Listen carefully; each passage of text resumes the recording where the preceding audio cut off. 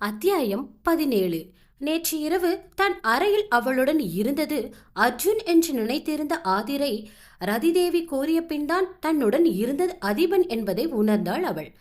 அச்சோ என்று தலையில் அடித்துக்கொண்டு கண் கலங்கியவள், முதல்ல இங்கிருந்து ரிசைன் பண்ணிட்டு வேற வீடு பார்த்துட்டு கிளம்பணும், அதுக்கு அவன் விடுவானா என்று கேட்டாள். அதற்கு அவளிடம் பதில் இல்லை. இருந்தும் அங்கிருந்து மூட்டை முடிச்சை கட்டிக்கொண்டு அவன் கண்படாமல் எங்கேயாவது சென்று விட நினைத்தாள். அதெல்லாம் நடக்கிற காரியமா என்று சிந்தனை ஒருபுறம் இருந்தாலும் அந்த சிந்தனையை ஒதுக்கி ஓரம் வைத்துவிட்டு உடனடியாக குளியலறை சென்று குளித்துவிட்டு தயாராகி கீழே இறங்கி வந்தாள் அவள். அதற்குள் சமைத்த உணவையெல்லாம் டேபிளின் மீது எடுத்து அடுக்கி வைத்துக் கொண்டிருந்தார் நீலாம்பரி. அம்மா, நான் போயிட்டு வரேன் என்று அவள் கூறிக்கொண்டே ஹேண்ட்பேக்கை சரியாக மாட்டியபடி செல்ல, ஏய் இங்க வா, ஒன்னும் அவசரம் இல்ல, தம்பி உன்னை பொறுமையா வர சொல்லிட்டாரு, வந்து சாப்பிட்டு கிளம்பு என்றார் அவர்.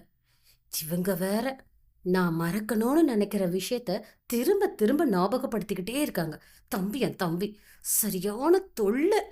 அவனாலதான் என் வாழ்க்கையே போச்சு. இதோட அர்ஜுன் முகத்துல நான் எப்படி முழிப்பேன் என்று நினைத்தவள், எனக்கு சாப்பாடெல்லாம் வேண்டாம்மா, வெளியே கொஞ்சம் வேலை இருக்கு, நான் போயிட்டு வரேன் என்று அவசர கதியில் தன் காலணியை மாட்டிக்கொண்டு சென்றாள் அவள். அவசர அவசரமாக ஓடியவள் அவளுக்காக வந்து நின்ற காரையும் பொருட்படுத்தாமல் வெளியில் சென்று ஆட்டோவை பிடித்து அலுவலகம் சென்றாள். அலுவலக வாசலில் ஆட்டோ சென்று நின்றதும் அதிலிருந்து இறங்கியவளை பார்த்து, ஹே, வாட் அ சர்ப்ரைஸ், என்ன பார்க்க நீ இங்கே வந்திருக்க என்று கேட்டாள் ஒருத்தி ஆதிரியின் தோளில் தட்டி. ஆட்டோவிற்கு பணத்தை செலுத்திக் கொண்டு இருந்தவள் தனக்கு பரிச்சயமான குரலாக இருக்கிறதே என்று நினைத்து திரும்பினாள்.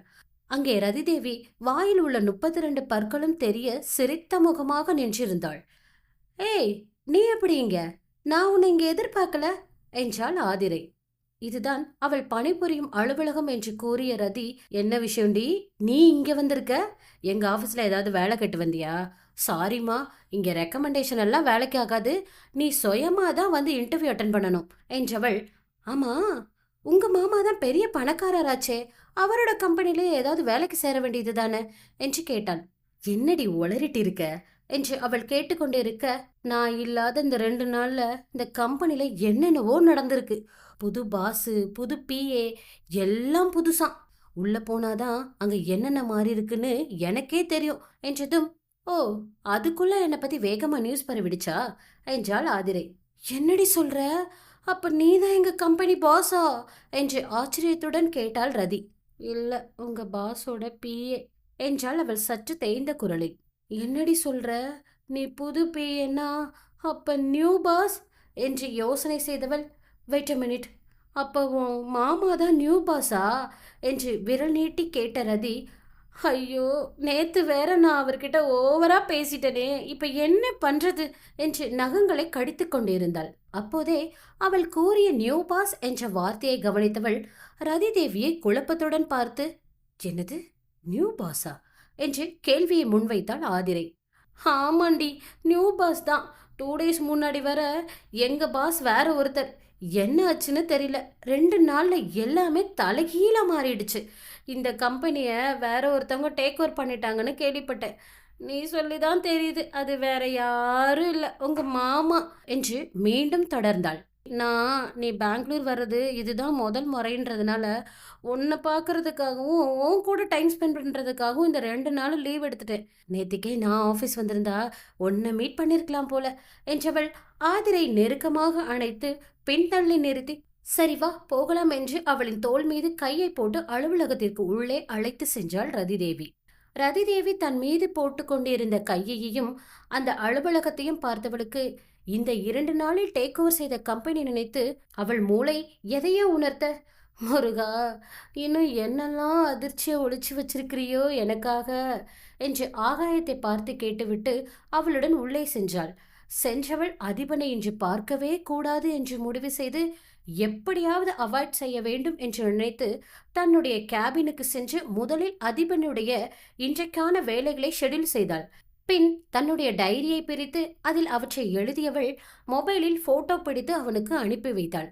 அவளுடைய அந்த மெசேஜை பார்த்து சிரித்து அதிபன், சரி, இன்னைக்கு நீ எப்படி என்னை மீட் பண்ணாம இருக்கன்னு நானும் பார்க்கறேன் என்று நினைத்தவன் யாருக்கோ கால் செய்து ஏதோ சொல்லிக் கொண்டிருந்தான். அதிபன் முன்பு வந்த பிரதாப் அவன் போனில் பேசிக் கொண்டிருப்பதை பார்த்துவிட்டு தயங்கியபடி நின்றிருந்தான். அவன் அவ்வாறு நிற்பதை பார்த்தவன் ஏதோ முக்கியமான விஷயம் என்பதை உணர்ந்து, நான் உன்கிட்ட அப்புறம் பேசுறேன், நான் சொன்ன விஷயத்தை மட்டும் மறந்துடாதீங்க என்று காலை கட் செய்துவிட்டு பிரதாப்பிடம் திரும்பினான். சொல்லு பிரதாப், என்னாச்சு? உள்ள போனியே, அந்த பொண்ணு கூட யார் இருந்தாங்கன்னு பாத்தியா? எதுக்கு இவ்வளவு நேரம் என்று கேள்விகளால் அடுக்கிக் கொண்டிருந்தான். அது அது வந்து இல்ல பாஸ் என்று மென்றும் ஒழுங்கிக் கொண்டு இருந்தவனை பார்த்து, "ப்ச், உன் கூட" என்று தன் நெற்றியை நீவியவன், என்ன நடந்தது சொல்லு என்று கர்ஜித்தான். நம்ம வெளியில விட்ட அந்த பொண்ணு இறந்துடுச்சு பாஸ், யாரோ அவளை ஷூட் பண்ணிருக்காங்க என்றான். வாட்? அது எப்படி என்றான் அவன் எரிச்சலுடன். தெரியல பாஸ் என்று நடந்ததை சுருக்கமாக கூறினான் பிரதாப். இவர்கள் அவளை பின்தொடர்ந்து வந்து அந்த ஹோட்டலில் முன்பு காரை நிறுத்திவிட்டு அவள் ஹோட்டலில் உள்ளே சென்றதை பார்த்து, நீ மட்டும் போ பிரதாப் என்று அவனை அனுப்பி வைத்தான் அதிபன். அந்த ஹோட்டலுக்குள் நுழைந்த பிரதாப் ரிசப்ஷனில் அந்த பெண்ணின் அறை எண்ணை கேட்க காத்திருந்த நேரம் சந்தேகத்துக்குரிய ஒருவன் அவனை கடந்து சென்றான். ரிசப்ஷனில் இருந்த அந்த பெண் வெகு நேரமாக யாருடனோ போனில் உரையாடி கொண்டிருந்ததால் பொறுத்து பார்த்த பிரதாப் டேபிளின் மீது தட்டிவிட்டு அவனாக தேடிச் செல்ல நினைத்து திரும்பிய நொடி முதல் தளத்தில் பலத்த சத்தம் கேட்க கீழே நின்றிருந்த அனைவரும் மேலே பார்த்துவிட்டு அங்கே ஓடினார்கள். அவர்களுடன் பிரதாப்பும் விரைந்து சென்று பார்க்க அந்த இடத்தில் அந்த பெண் சடலமாக கிடந்தாள். அதை பார்த்த பிரதாப்பின் மூளையில் அந்த நபரின் உருவம் வந்து செல்ல சந்தேகத்துடன் அங்கு சுற்றி பார்த்தான். அந்த நபர் அங்கு இல்லை.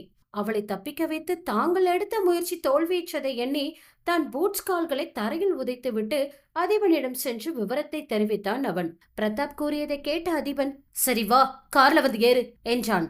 என்ன நடந்திருக்கும் என்று யூகித்தவனாக அவனின் கட்டளையை ஏற்ற பிரதாப் காரில் ஏறி இன்ஜினை ஸ்டார்ட் செய்தான். அவர்கள் இருவரும் சென்ற கார் அலுவலகத்திற்குள் நுழைந்தது. எப்போதும் போல் உள்ளே சென்றான் அதிபன். செல்லும் வழியில் அதிபனின் தளத்தில் இருந்த ஆதிரையின் கேபினுக்குள் தான் மட்டும் தனியாக நுழைந்தான். அவன் உத்தரவின்றி சென்றதால் உள்ளே ஃபைல்களை பார்வையிட்டுக் கொண்டிருந்தவள் தன் முன் நிழலாடுவதை உணர்ந்து எதிரில் பார்க்க அங்கே அவளை பார்த்து கொண்டு அமர்ந்திருந்தான் அதிபன்.